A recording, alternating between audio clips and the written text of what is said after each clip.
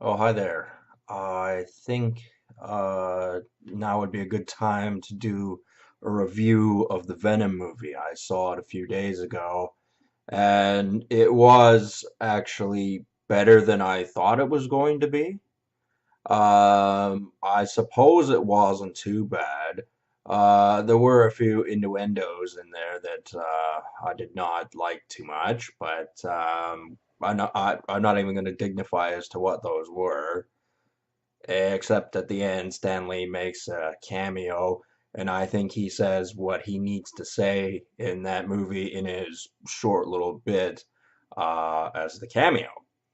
Anyway, the Venom character, um, there was a lot of merit to the actual character as the symbiote and why it was able to respond with Eddie Brock as well as it did. Um, So, there's going to be spoilers in this, in my review. I really don't care if a fan hasn't seen it and has watched my video beforehand and it has altered their opinion going into seeing this movie. I don't care. Anyway, there were subtleties that I really thought were quite good. Um, like for starters, Venom, I really am only somewhat knowledgeable of the character from they call it TAS. It's supposed to be the original series, but I don't know why it has an A in it. Well, shouldn't it be an O? Shouldn't it be TOS? I don't know why, but the original series was in the 90s. I mean, there was a Spider-Man before that, obviously in the 60s, which was hilarious at some points, but it didn't have a Venom character in it, as far as I know. I've never seen a Venom character, and I don't think so. I didn't watch the whole thing through, obviously, but it did used to be periodically on the television, a long time ago. In my memory, anyway. I do have a Venom comic book, him versus Carnage, which is still in the plastic wrap, not even opened it. All this free time, and haven't read that comic. Oh well. Anyway, there were a few things that I thought were appropriate, and the strength of Eddie Brock's character was important because in the original series, the symbiote had bonded with Peter Parker, Spider-Man, beforehand, and that had gained him spider powers as far as being able to spin webs, having the spider logo on the chest and back. Um, Climbing like a spider, the spider sense, and all that sort of stuff. And I have a theory as to when the next movie is, because there's most certainly going to be another one, because Woody Harrelson is going to play Carnage. I've learned quite quickly that Marvel comic movies, you hang around until the lights turn on and you're absolutely certain there's no more to watch because there were people who walked out. Like half the people walked out of the theater before Eddie Brock went to go see Cassidus, I believe his name is. The guy who's Carnage in the movie, and evidently he's going to be the next villain. They introduced a different symbiote, which was called Riot. I could see the validity of this character, but as far as I could see, all it was a stronger gray Venom. That's all the character was, really. And it's not like Eddie Brock and the symbiote refer to themselves as Venom very often. Perhaps that'll be a thing when Peter Parker's in the next one, because obviously there's got to be a split where the symbiote bonds with Peter Parker and develops the spider capabilities, and then goes back to Eddie Brock. And because Spider-Man was bitten by a spider, I'm not even sure if this version of Spider-Man was bitten by a spider. I'm sure he was, but I don't recall seeing that. Anyway, okay, so that's a thing. Um, And a lot of people were griping that Spider-Man was not in this movie. And there's a reason for that. Because Spider-Man will be one of the characters that returns. Because it was all sad that, a young person gets turned to dust by Thanos. So, I mean, they have to bring him back, even though there is such thing as a Thanos character out there as a caricature version of him. Thanos is what he is. And there are Peter Parkers that theoretically could get turned to dust. If there's like a nuclear war or something like that. So I mean, you could cry your eyes out about a fictional character in a movie, or think about the real world. No, it's not funny. Anyway, we're not going to think about that because this is a young person movie to watch. Well, not Venom, but Spider-Man anyway. Venom was rated PG. And I thought, considering the nature of the character and the movie, I thought it should have been rated a little higher than that. As I said, the innuendos and a lot of things going on in that movie. And also, it can be calibrated, that movie. I'm sure they shot a whole pile of extra scenes, and there are different versions of the movie, and it could get a lot more hardcore than it was. Obviously, there was some stupid things in the movie, like how Eddie Brock merged with the Venom symbiote in the first place. Essentially, one of the homeless people he knew who sold him newspapers was taken in for experimentation with the symbiote thing, and Eddie Brock sees it because one of the professors takes him to this facility, and he's able to. Of course, there's an axe on the wall. There's always an axe on the wall. But I mean, like the Venom symbiote is so strong it could, break through anything. But it can't break through that glass. But evidently, Eddie Brock on the other side with an axe can break it. Go figure. And it wasn't quite clearly defined as to why the symbiotes weren't really working on, the other individuals that were being experimented on. I suppose it's because they were of weaker character. I think a lot of them were homeless or whatever, people that, wouldn't be missed. And, that kind of does happen in real life too. Yeah, I believe people just get snatched up and disappeared and experimented on. Well, yeah, I believe that. Anyway, okay. So Venom, super strong, big. Like they didn't undercut his size at all. In fact, he looked like he would probably be about, oh, I don't know, 6 foot taller than than Peter Parker, who's a little bit on the young side. And to be honest, I don't think he could beat Venom on his own, not by a long shot. And if Carnage is thrown in the mix, then probably be better if Peter Parker sat that one out anyway. So I guess he'd have to have some help from at least one of the Avengers, like Iron Man or something like that. Because Iron Man was in the TAS little segment with Carnage and Venom. It was only a few episodes they were really in. And Iron Man would be the most appropriate character to be in that movie. But I would suspect that it'd be mostly a movie about Venom versus Carnage, the next one.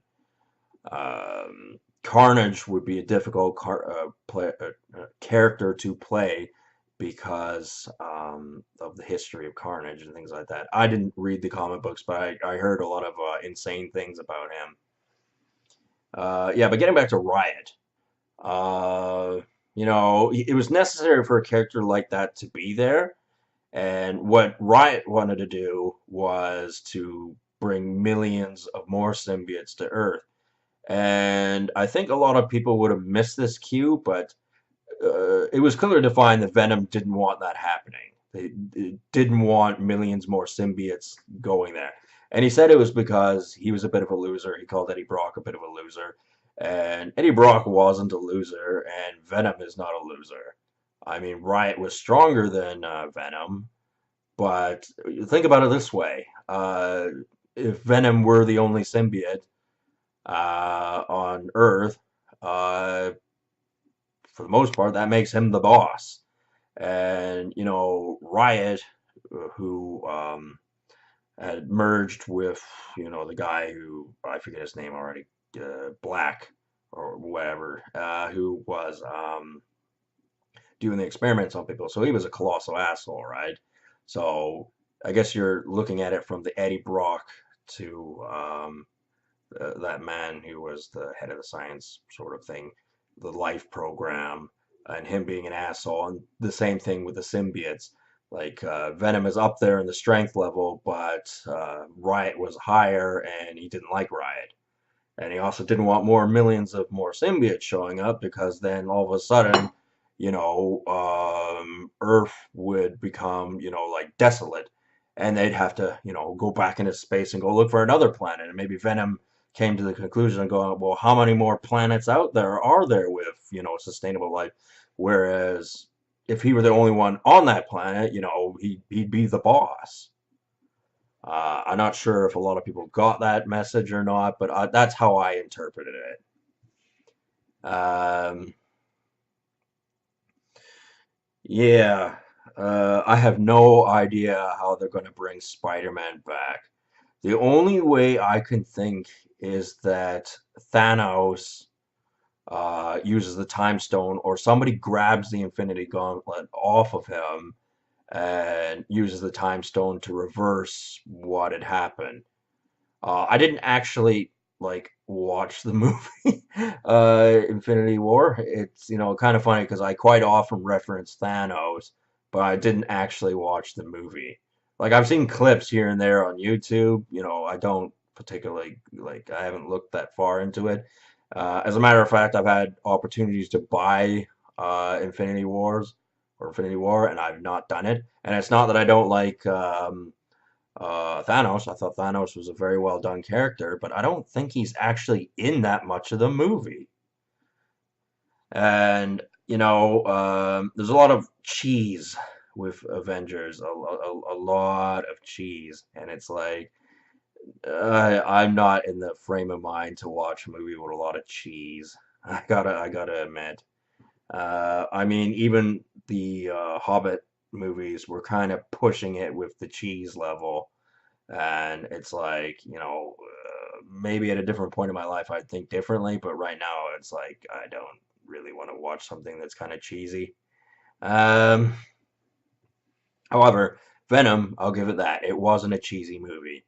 Um, Despite the fact when the symbiotes were not bonded with anyone, they kind of look like fried cheese, coincidentally. Colored fried cheese is what they look like. Um, Yeah, okay. So what else really goes on in it? The thing about Venom, unfortunately, is that he's too broad a character in the sense that um, he causes too much damage. He's not a character that, can be around and that's it. It's not like the TAS X-Men or, oh, I guess even TAS Spider-Man, where, they're around, but they're in the background and, they're quiet for a while. Like this Venom character, he was a wrecking ball in the city. And like, how are you gonna keep him quiet? Like with X-Men, you got characters like Apocalypse, Omega Red. Those were my favorite ones. I mean, and there were lesser villains too, who obviously, they had a lot of competition.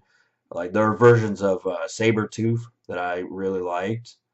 But of course, then there were other villains that, they were too prominent, like the Savage Land with Sauron and the Phalanx, of course, which nearly conquered the world.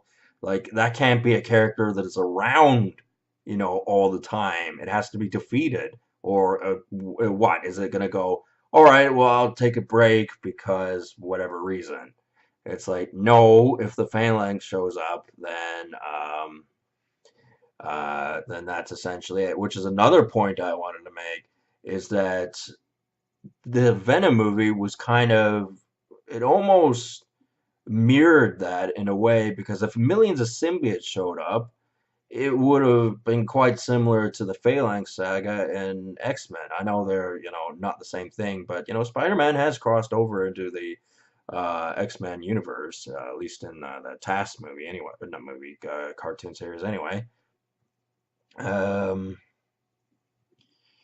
well, I thought it wasn't like it was, considered in modern times as far as Eddie Brock and his girlfriend and that other guy and the powers he had, which not only cost Eddie Brock his job, but it also cost his girlfriend her job, and then she sort of just disappeared for a while. Went off and did her own thing and started dating a doctor or something like that, a surgeon.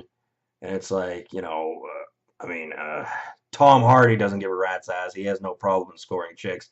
But, it's stories like that in my position as an involuntary celibate where I go, it's the slightest bit irritating. I know it's like, it has nothing to do with me, but like, I don't know, it's irritating. That's all it is.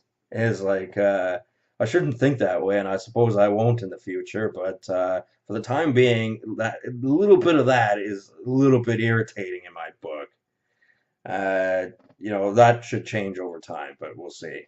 Uh, okay, so what else was going on in that movie? Okay, they made the point of saying that Venom doesn't like sound. They also threw in fire, which I guess makes sense. But there actually are symbiotes, or at least one symbiote anyway, that wasn't in TAS, was probably in the comic books. It was actually a female symbiote, or not a female symbiote, but it bonded with a woman and became a female symbiote that was fire. She had the power of fire. I seem to recall. I can't remember what her name was though offhand. Again, I didn't read the comics. It was because I remember seeing the action figure, and I mean, they don't have to do everything the same as Tass, and it's better that they don't actually. That they do things a little bit differently. But before, with symbiotes, they were asexual. So Venom created Carnage. And I don't know, I guess, because at the end of the movie, Eddie Brock goes to see Cletus Cassidy. I think that was his name. And, I don't know, maybe drops off the Carnage symbiote there while he's there for some reason, which might explain the split from Venom and Eddie Brock to Spider-Man when Spider-Man shows up. It's a hypothetical. It could happen. Who knows? It's a Marvel comic movie. Anything could happen. And Spider-Man definitely has to make a return, or Venom will not appear to be the same as he was in the movie, as he was in the series. Because as I said, he didn't have, the white spider on him. He didn't have spider powers. Didn't have Spidey sense. And although indicative to the character of Venom, they left that part out right now. But as an addition to make Venom more powerful, they could add that factor in. Um, but yeah, I think they did a good job at trying to make Venom. I wouldn't even. Well, he was like. I think they call him an anti-hero, but I wouldn't describe him as that. I would say he was more like a bad guy hero, I suppose. Because he did do bad things, but he also, he did stop Riot from bringing over, millions, well, at least a few more symbiotes and causing a bigger headache. I mean, Venom did go around and eat a few people, but, nobody's perfect. That's a thing. And, he wasn't too terribly bad, although he was eyeballing certain um, types of things that I would not approve of. But, there are some people out there that have a fucked up sense of what's right and wrong. And, I don't know. I don't like those people. But anyway, that's the point that I wasn't going to bring up. And I really like Stan Lee and, standing up as, the old man at the end of the movie. I thought that was very, very cool of him to do that. Anyway, so it's worth watching. A whole lot better than Predator 2018. Predator 2018 is a pile of crap in comparison. I know what they were trying to do with that movie. They're trying to, come up with all these little stupid conversations for people to have about it, and for people to overthink a not very complicated subject. And like I said, it lost a lot of its mystique when they did it the way they did it this time around. But anyway, this Venom movie was the first of its kind in the sense that there's never been a Venom movie before this one. And I thought it was done quite well, and it does make sense that Venom bonded with Eddie Brock first because Venom is synonymous with Eddie Brock. And I heard one stupid chump said, "Oh well, the storyline's going to change where Deadpool is the first one to merge with Venom." Well, clearly you've been missing the advertisements for the Venom movie because it's Eddie Brock, and not only that, like Deadpool has nothing to do with Venom. Like that's trailing off into a different direction. It has nothing to do with him. And, that would be presuming that Venom got rid of Eddie Brock and, anything that may entail. And it's like, no, I don't actually particularly agree with that. And I don't like Deadpool. I dislike Deadpool. A lot of people like him. I don't. I dislike him. I have a lot of reasons for disliking him, and it's not only because he's an irritating homosexual, although that is a reason. Um, or bisexual, whatever you want to call him, freak. I mean, I'm sure there's no insult I could hurl that his way that would really offend him, but I still can dislike them and any fan base of them. And I know a lot of women like Deadpool as well because they like Ryan Reynolds and think he's all that in a bag of potato chips. Well, he's gonna get old one day too, and I think he also got a giant mole on his face. So those are all things to consider. And yeah, so it was a decent movie, I suppose. Not everything about it I liked, but as a young person, I may not have I would have noticed, but different young people won't have noticed. So I guess whatever.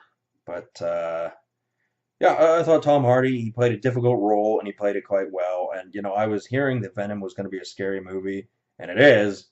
But the version I saw released in theaters was, considering all factors, it was fairly benign. So I would recommend watching it in theater. It was, it was worth watching. However, the very first trailer that came out, where Venom's not really in it, was not accurate because the Venom character, I guess they were trying to throw people off.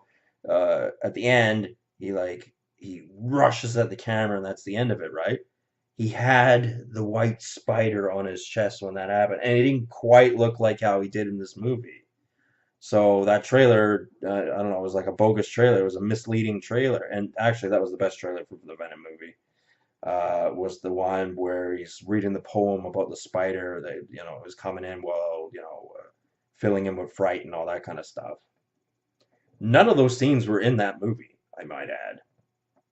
I suppose they were going to be in some deleted scenes or alternate versions or whatever, but I don't know. We'll see.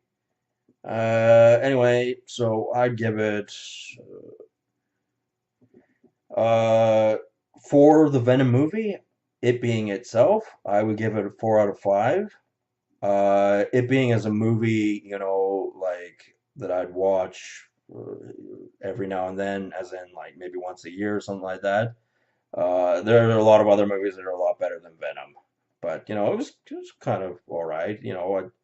When I pick up, if as far as buying more DVDs again, I'll might buy it. I suppose I have others on my list.